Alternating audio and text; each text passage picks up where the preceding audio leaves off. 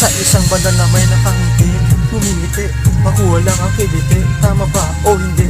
Bakit di ka mapakali? Kaya mo bang itama ang iyong pagkakamali? Panahon na naman, simula na naman. Nanguupo sa upuan, sino ang dapat ihalal? Para bang sila, pare-pareho lang naman. Napakahirap maniwala sa kanilang panata. Sa salita, matamis na mga salita, pero di natin nakita na ito ay nagawa. Umaasa na sa huli ay makikita, nangako ng pangako sa huli ay napapako. Pagunlad ng bayan, kailan pa masisilayan ang kahirapan? Hanggang kailan pa ba yan? Dapat piliin natin kung sino ang karapat. Dapat yung may pusong totoo, nasa tao ay tapat.